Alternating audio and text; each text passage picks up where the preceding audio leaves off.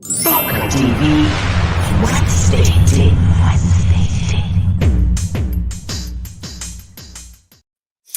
Hi, everybody. How are you doing today?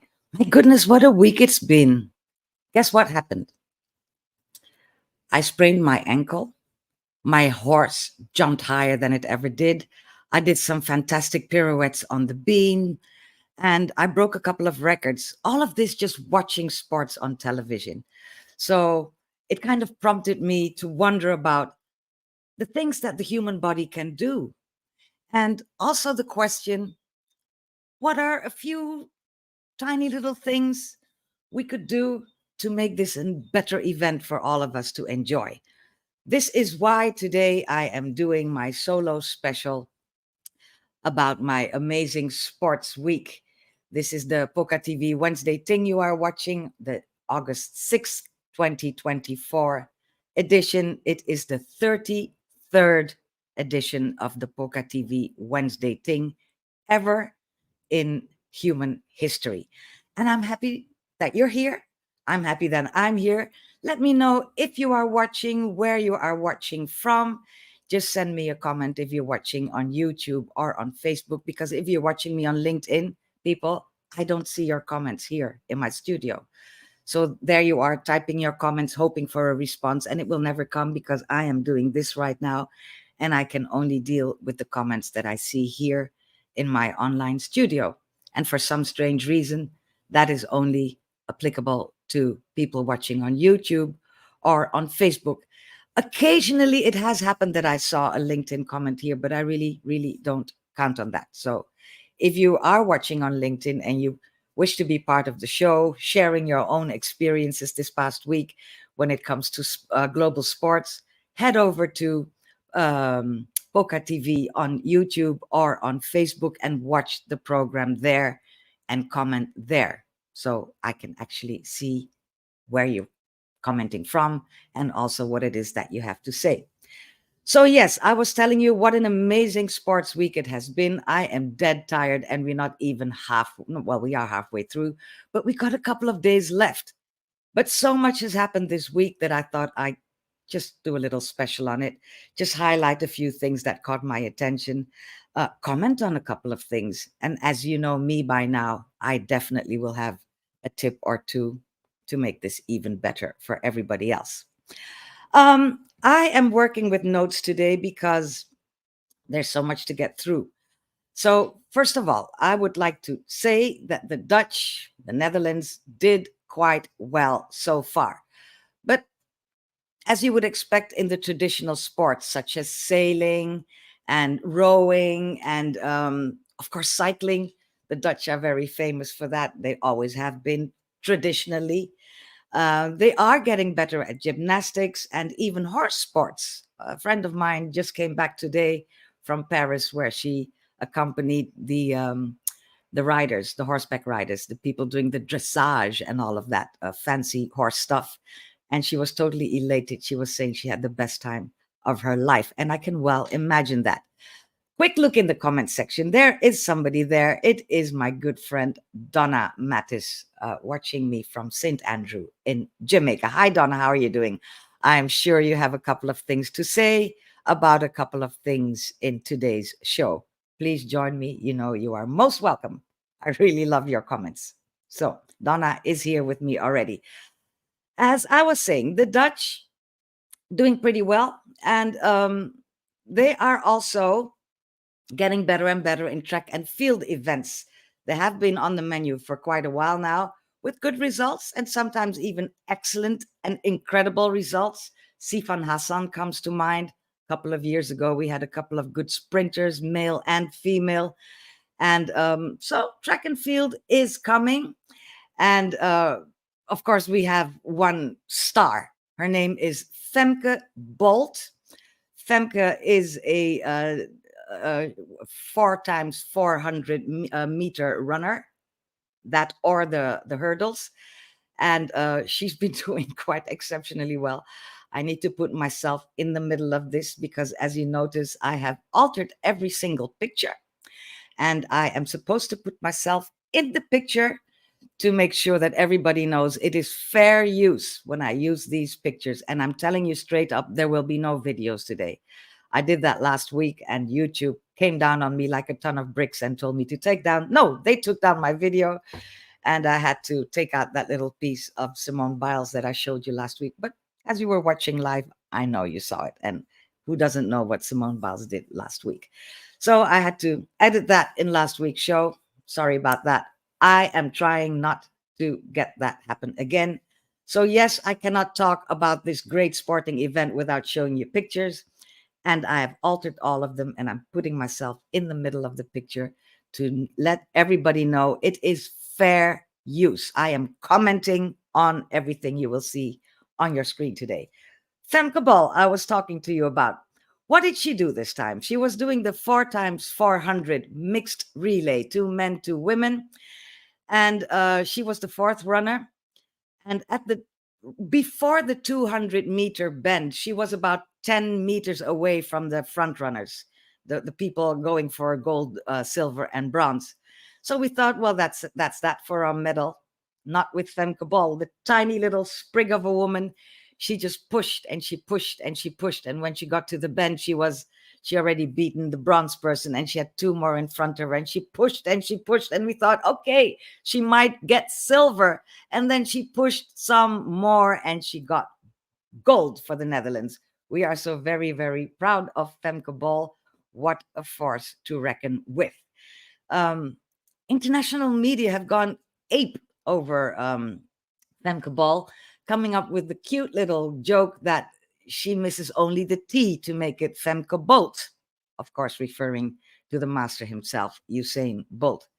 I think Femke is good enough in her own right and can do perfectly well with her own last name.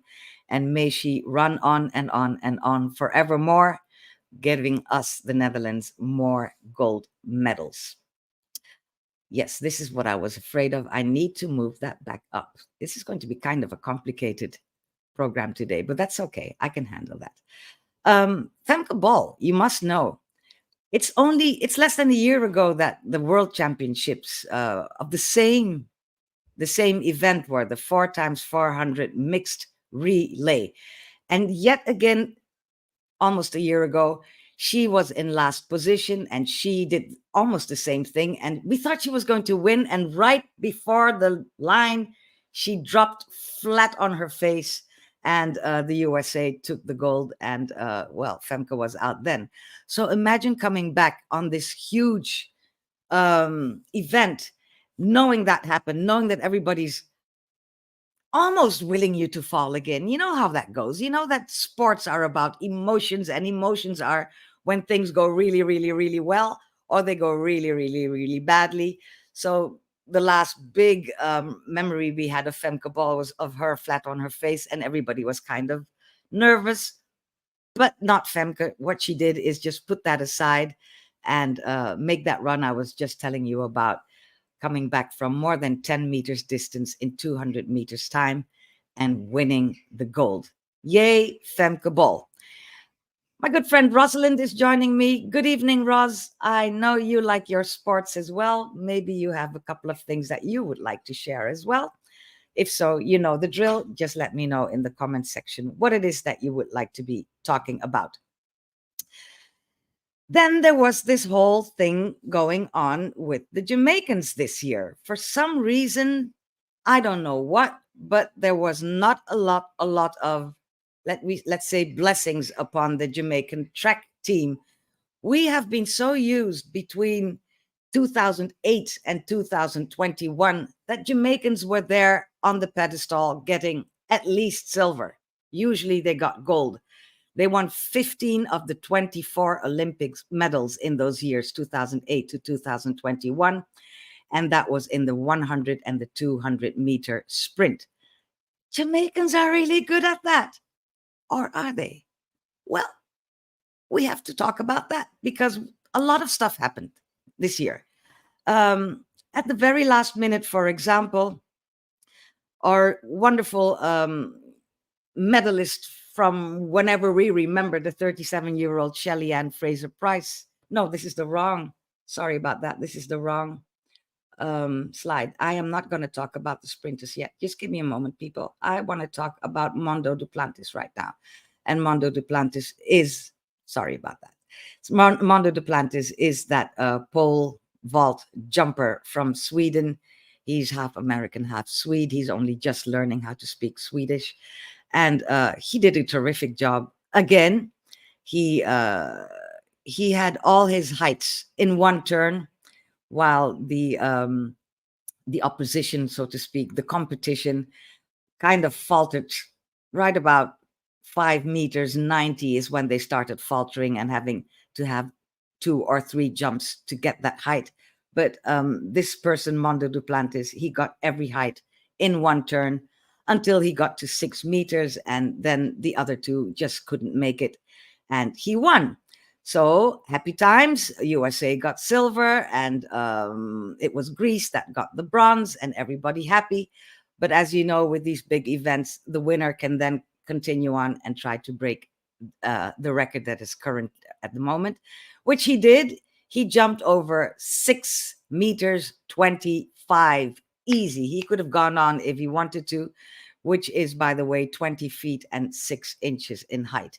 And if you see the pictures and the videos of that last jump he did, there was a lot to spare. So he could have gone on, but then, it was late at night and everybody had gone. So he thought, it's okay for now. I broke my own record. I'm a happy guy. It was his own record that he broke. And he's many, many more to come, I expect. So, yes, everything hunky-dory with Mondo Duplantis. There's only one thing that kind of irritates me about, not irritate, it kind of makes me wonder, and what could that be? Well, look at these two pictures. That's Mondo, you see there on the right. That's him, Mondo Duplantis, and there on the other side you see Thierry Baudet. Now, Thierry Baudet is a Dutch politician of the far right, and look at the resemblance between the two. It kind of got me wondering, are they brothers? Are they cousins? What's going on with this situation here? Somebody who knows a little bit more, tell me if Mondo Duplantis and Thierry Baudet are in any way related, because the resemblance, I must say, is very, very huge. There's no other way to put it. Huge resemblance between the two. All right, let me check what's up next. Yes, we have to talk about gymnastics, people. But before we do that, let me share with you a cute little video that I found online about a very rural area in South Africa where they really love their gymnastics and they have their own ambitions. Here we go.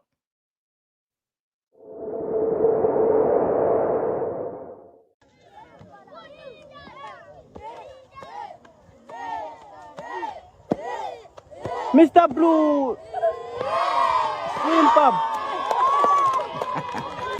Yeah. So immediately when this came online, people started saying, yes, Simone Biles needs to go to South Africa and teach this young boy a thing or two about gymnastics. Who knows, he might be the next generation. And that kind of got me thinking, because we have gotten used to saying Simone Biles every single time we talk about gymnastics. And that has been the case ever since, what was it, 2012, when she debuted in Rio. Was that in 12, people? No, that was in London. It was in Rio in 16 that the whole world came to know about Simone Biles. And ever since that, then she's the poster child. And anything to do with gymnastics, we immediately think of her.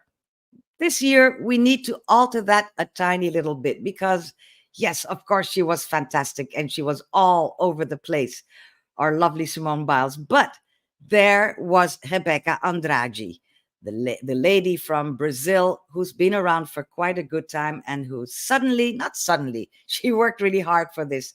And you must know, she only very recently recovered from what they call 3 ACL tears, which are tears in your ligaments or your muscles. I don't know exactly where, but they also call it the footballer's injury.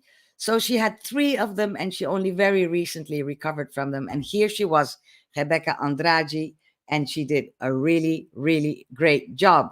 So there they were, and she got a 14.166 on her floor exercise. and she won gold with that because Simone was 14.133 and got the silver, and Jordan Childs, also of the United States, got bronze on that thing. The thing I don't really like about sports and anything about people who are in the public eye, immediately when these things happen, media and social media start talking about, yeah, there must be some huge rivalry between Simone Biles and Rebecca Andrade, and the two must be at each other's throats, and really don't like it when when the other one has any success. Well, they proved us all wrong, because look at the love between the two of them, having fun in between. Simone said she really loved having Rebecca around, because Rebecca was the one who was making her do her very, very best. Rebecca is the only one of the other women doing gymnastics at the moment, Simone said, who actually pushed Simone to higher heights. So having a great time, having a great ball. And you probably saw that famous picture that came on after they did the medal ceremony, when Simone Biles and Jordan Childs knelt down for Rebecca Andrade and hailed the Queen. I don't know why people online seem to think that's a reason for them to start bashing any of these three women. I think it's only what sport is about. You do the very best you can. You almost die doing it, and certain days you're a bit lucky and you get the gold, and the other days you are a little less lucky and you get silver or bronze.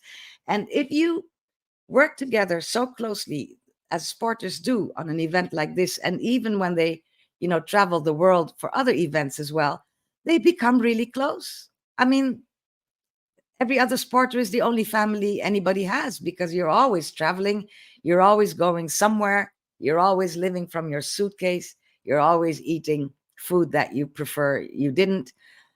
So you kind of make friends with your competitors. And I think this is a lovely picture, and I think it shows real sportsmanship, that the two people, whom of course would have loved to have a gold medal. I'm not saying they didn't try. I'm not saying they're not sore that they didn't win, but they know that was the Queen that day. Let's hail the Queen.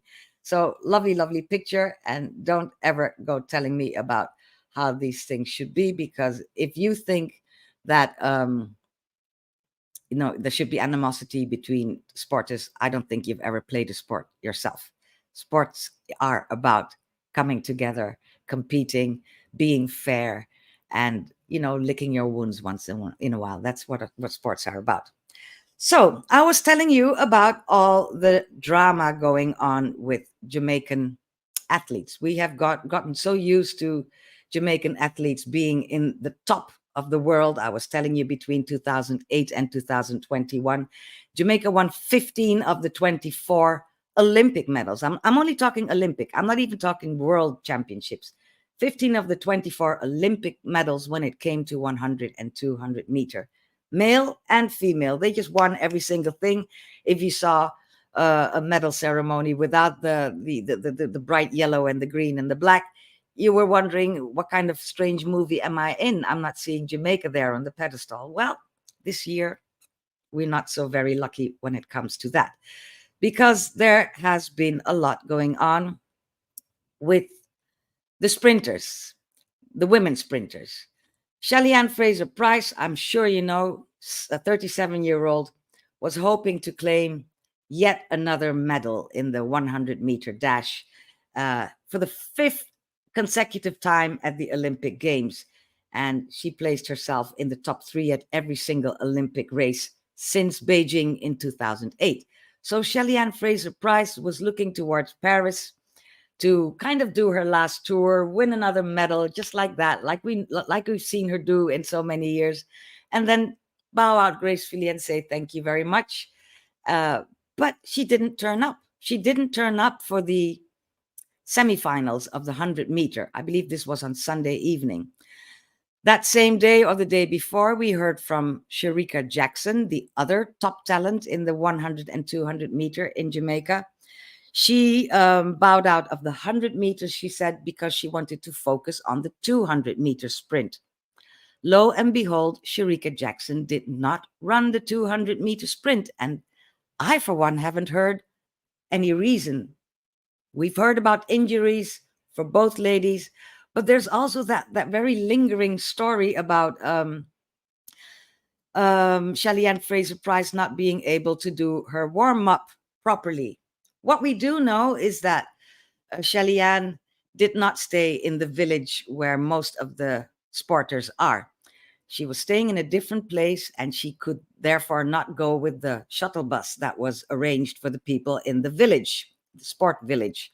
She had her own private car. When she was doing the heats, she drove her car to the same what do you call it, stadium, parked her car, walked to a gate, went in, did her warming up. This time, for this semifinal, she came across a closed gate and she was told she couldn't enter there.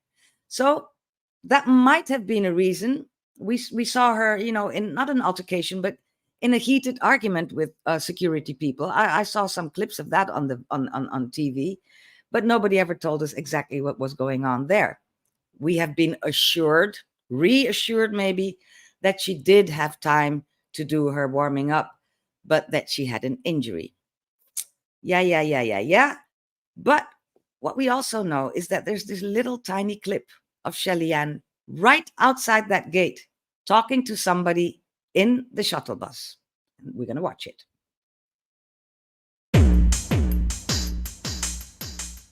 She said they changed the rule yesterday. Wasn't How announced. they change the rule and then not say it? So you're asking all the athletes who, for whatever reason, don't stay in the village, them can't come through the gate. We came through this gate yesterday and went through security and was okay.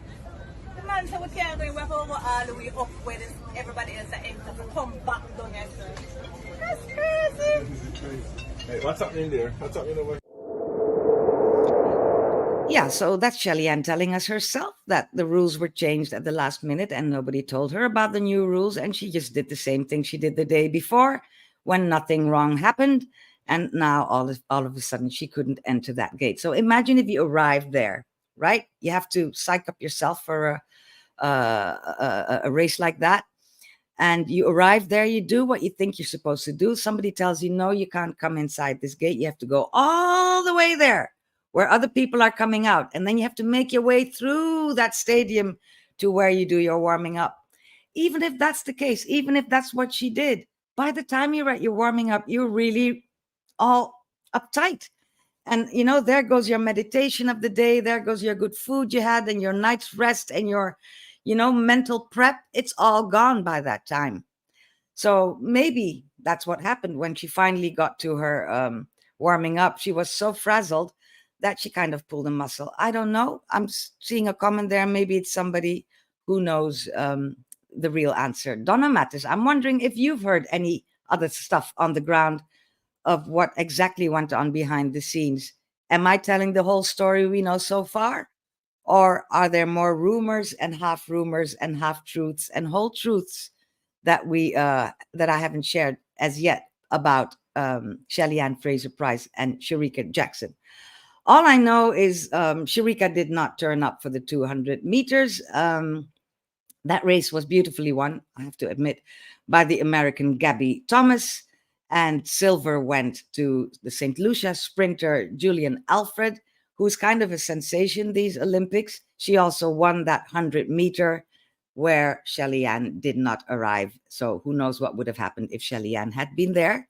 But I'm happy to say that some Jamaicans are still claiming a little bit of Julian Alfred's success because she spent, I believe it was 3 years living in Jamaica and training there. And she has been known to thank Jamaicans that, for having her, adopting her, being on her side and all of that. Here's Donna. What does Donna say? She says, I read that breaking ties by rounding to the nearest 1,000th of a second only applies to advance at least to the next round. For medals rule, it is round to the nearest 100th of a second, not 1,000th. They changed the measurement. Are you talking now about Shelly-Ann Fraser and Shericka? I'm not quite sure. I think what you're saying, Donna, applies to the men. I will get to the men later on. But the thing is, they are changing so many rules right now. we have this new thing, what they call it, repechage, which is something from the sailing world. It's supposed to mean that well, in the case of 100 and 200 meters, that's not what they do. They do it for 200 meters to 1500 meters running. That's the new rule. And what they say is maybe a huge star had an off day and did not make it through the heats. And then repechage would mean they would run again against other losers and then still make have a chance of being in the finals. It used to be the two fastest runners and the number one or number two fastest loser of the heats. That's how it used to be earlier. Now they've come up with this repechage thing, and nobody really knows if that's going to be helpful at all. All right, Donna said she had a power outage and the power just came back. Thank you. I'm glad you're back, Donna, because I need you here today. I don't know if you heard my question.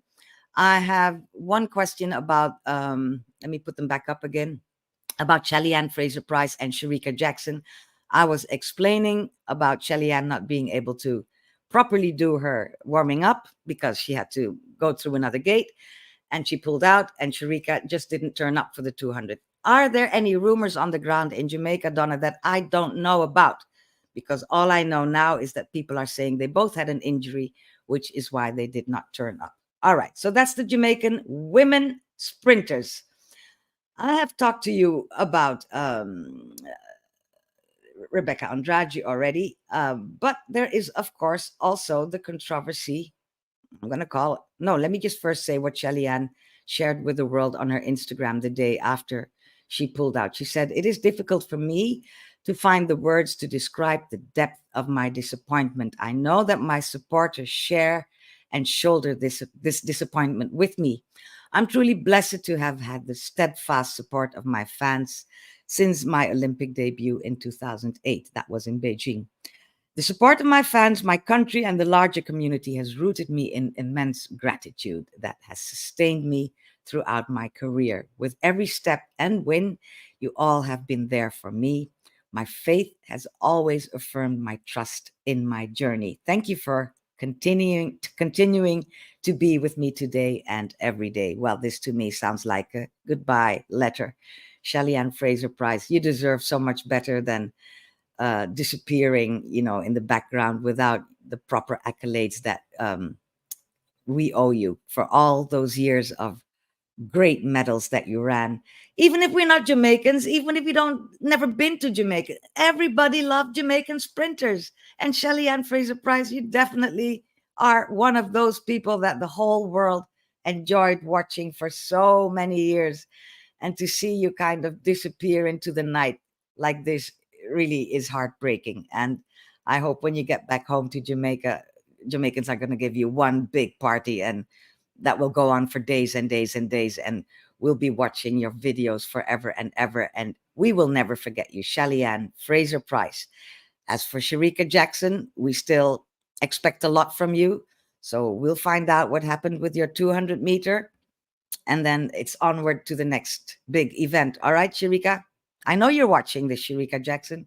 You do just what I say, and the world will be talking about you just the way we will continue to talk about Shelly-Ann Fraser-Pryce.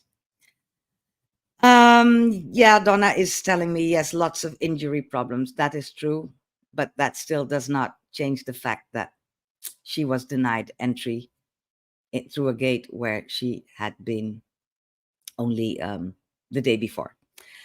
The other controversy concerns the men.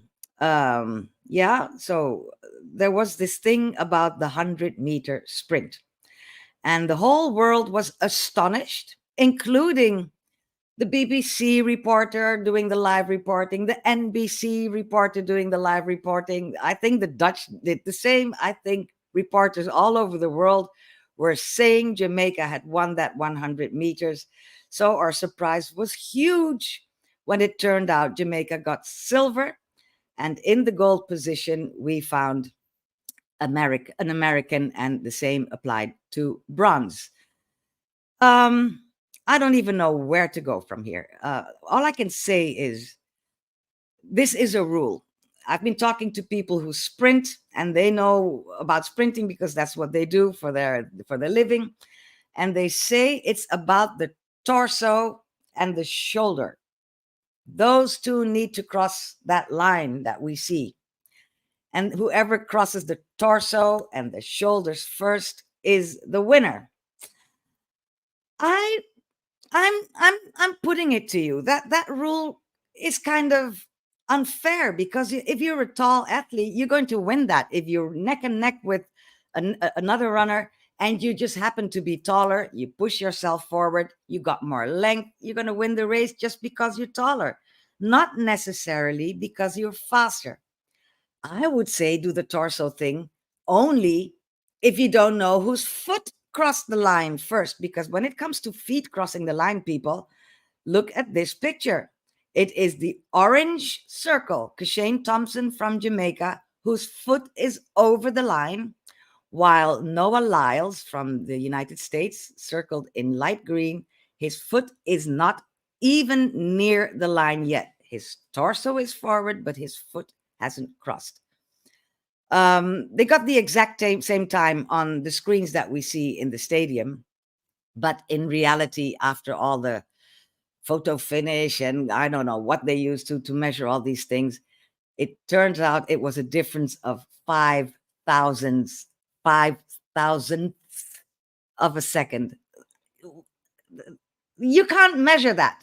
You can't measure 5,000ths of a second unless you're using all kinds of gadgets, which I'm quite okay with if you want to use gadgets, but then use more modern gadgets for this. This is supposed to be the emperor of any sporting events, is the 100-meter dash for men. That is the most important event at any huge sporting event.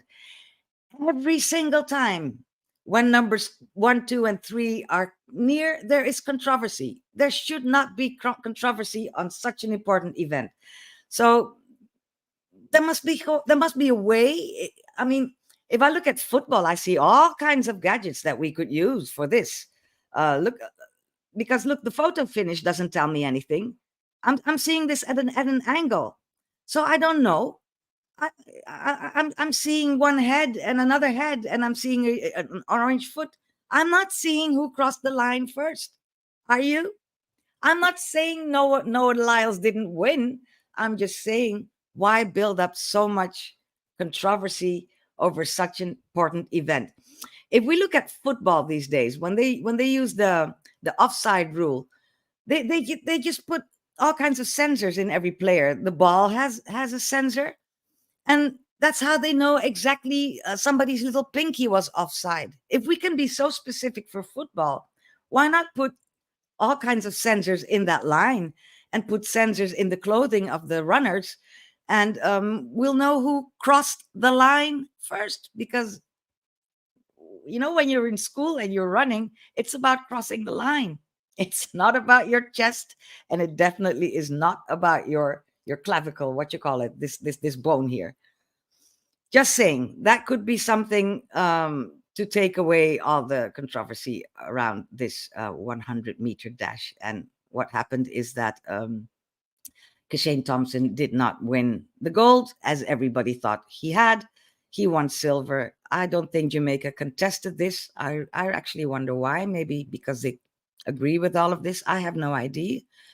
And Donna says, yes, there's a lot of conspiracy theories going around, as expected. And well, you can't blame anybody for that, Donna, because for as long as most of us remember, that 100-meter dash for men has been this thing between the United States, the huge, big United States, and Jamaica, that tiny little island in the Caribbean.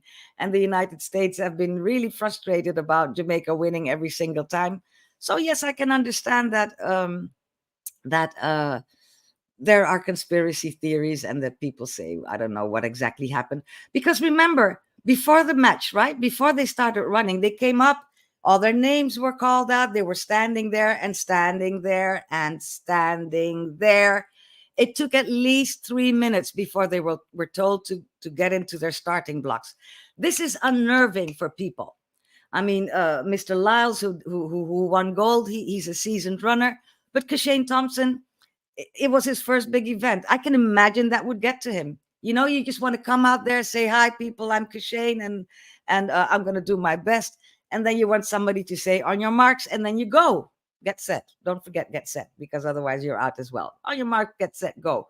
But to stand there waiting for 3 or more minutes before you can get on your marks, that kind of meddles with your head. I don't know if any of you have ever played sports. You just want to come there, do what you have to do, and go. That's the way it should be. So that didn't help. So we got the long wait, then we got the funny photo finish, and the end of the story is that Jamaica did not win gold. All right, so they did not win gold. Maybe Jamaica will take this as a way to, pull themselves back up by their bootstraps and really start working on track again, because they need to up their game so that this will not happen again, right? And the World Championships and the next Olympics, we just want it to be so clear that Kashane Thompson won that race that we won't be talking about this anymore. So yeah, we really missed the Jamaicans in track. Let's wait and see what Rashawn Clark does in the 400-meter hurdles in the finals on Friday. He made it through to those finals earlier today, not so very long ago. And as for track, there are 2 more Jamaican women still in the race to make it to the 400-meter final, which they were doing the heats right before I started the show. So I don't know what happened, and I don't want you to tell me. I'll be watching it later today.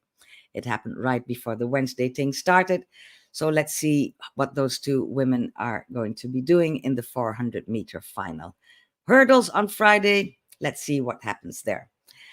So that's what I had to tell you about all the stuff that really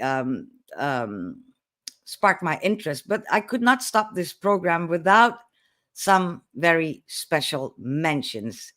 So yeah, track didn't go so well for the Jamaicans, but let us definitely big up their field athletes. Wayne Pinnock, who won silver in long jump, Rajendra Campbell, bronze on shot put, and Shanika Ricketts, look at those legs. I mean, how fast can that woman run? She did the triple jump, and she jumped really, really far, and she won silver. So a special mention to the field athletes. I was never so aware that Jamaicans were into field. I was so focused on them doing track that I never really paid any attention to their field sports. But look at them there getting silver, bronze. So looking for a golden medal in field at some point. What else do we have? Yes, there's another very young lady I would like to mention especially. She's the 14-year-old Sky Brown from the United Kingdom, and she won bronze in skate park, which is really exciting to watch. I don't know, if I had children, I would probably forbid them to do any skate park, but that's why I don't have children. She came out. She had, let me see, when did she have her knee operation? I think it's 3 months ago. She had a knee operation, and she came out with a broken shoulder, and she fell a couple of times, and she just got up and went on. And that's a concrete, it's like a really big swimming pool made of concrete, and they go, I don't know what, 60 kilometers an hour. They come down those ramps, and then they jump upside down, and I don't know what it is they do. So she fell a couple of times on her shoulder, but she just went on to win bronze. So yes, Sky Brown, 14 years old. It's wonderful to watch these new sports where very young people are competing. Yes, Donna is telling me the race she was referring to is the race with Kashane Thompson, about those rules that are changing almost mid event. Never mind, Donna, we just have to work 2 years for the World Championships and 4 years, and then you'll see what Jamaica will do then. We just have to, unless Jamaica puts in some kind of complaint, I don't know, that might still happen. Another special mention I would like to make to all the women doing the BBC live coverage. I must say it warms my heart to see that all the main programs on the BBC, which take hours and hours every single day, are presented by women, which is quite new. Claire Balding, Hazel Irvin, and Gabby Logan doing a wonderful job. And on the fields everywhere, we're seeing women referees, even if it's the men doing boxing. I saw a tiny little Asian woman doing the refereeing with two huge boxers. And I think that's a good way to go. And who knows, maybe it's why these are quite pleasurable um, championships to watch, Olympics to watch. Maybe it's because we're seeing women so very much. We're seeing more women in sports as well. We're seeing them at better times of the day. So, yes, Olympics, I'm seeing you. You're doing your best. Continue to do it. Don't just make this a one-time thing. It has been noted that you are trying. So let's continue with that. And finally, people, I really cannot end this program without a huge, absolutely huge shout out to the Dutch 3x3 basketball players. Nobody in the Netherlands had ever actually really heard about 3x3 basketball except the people playing it. But out of the blue, it's almost like you play on one half of the court and it's really fast and it's really jumpy and you play with three people instead of five. And the Dutch were playing France in the finals, and France were ahead by 1 point. And if you score from outside the ring, you make a 2-pointer. So the Dutch pulled alongside the French. So now they were a tie. And then they went into overtime. And overtime is, I think it was 2 minutes. I don't even know the rules. I think it was 2 minutes overtime. Frenzy on that court. And right in the buzzer, Worthy de Jong, that you see here on the left, Worthy de Jong, he aimed and he threw the basketball. And in the buzzer, he made that 2-pointer, making the Netherlands win gold over France on 3x3 basketball. I think I need me a 3x3 basketball court in Poca. I think that's the way we should go. So that was a gold medal for the Netherlands. So yes, a lot of stuff happened that was lovely. A lot of stuff happened that was controversial, and a lot of hearts were broken. And I think Donna hits the nail on the head when she says the gold medal in the 100 meters should have been shared, because they both ran 9:79, except for that 0.005 little difference. Yeah. Everybody was calling it for Jamaica. United States won. I think they should both have gotten a gold medal, and there's no reason why they didn't do that, except, I don't know, except America won. That's all I'm saying. You're not hearing me say what I think when I say that. I'm just saying America won. So yeah, they should have shared that medal and then, compete each other again at some new event and then really find out who is the quickest. One last thing I would like to say about that. Everybody in that final ran their personal best that day, including the gold boy, Noah Niles. Everybody except Kashane Thompson of Jamaica. He had run that race quite a bit faster than was now the end time. This tells me that Kashane Thompson has huge potential. If he had just had a longer torso, he would have won. And I'm saying giving him the gold now to share with Noah Lyles would have been the right thing to do. It didn't happen. There you go. And I guess my hurt is a little bigger because Noah Lyles is such an unlikable guy. He really is. What an arrogant piece of whatever. For those of you who still want to see just a last bit of that, I'm going on a limb here. I'm just showing you the really, really slow down bit of that race. So see, Noah puts his foot before the line, and we know from the picture that what's his name? Thompson's foot is already on the line there, and that's when Noah leans forward, and his torso and his clavicule are probably a bit faster over that line. Yes, they are, than Kashane Thompson. But remember, Kashane Thompson's foot is on the line already. It's not the orange foot. I'm going to tell you when you see the foot on the line. It's a white shoe coming right now. Right there is his foot. Okay, anyway, that's it. That's all we have to talk about today. There's still a couple of days left on these wonderful Olympics. I will be definitely spending more time watching them in between work that has to be done. And I believe Sunday is the last day. If you're watching it like myself, enjoy the rest of it.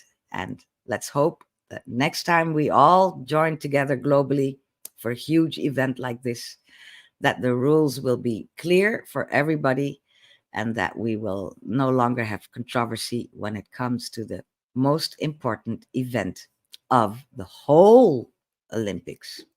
That's my wish for all of us. I'll be back with you next week. That will be on August the 14th at the same time. Who knows, DJ Conscious might join me then. He will definitely let me know. So join me or us next week. And until then, it's goodbye for now. Thank you for watching. Thank you for joining me. See you next time. PocaTV Wenzzzday.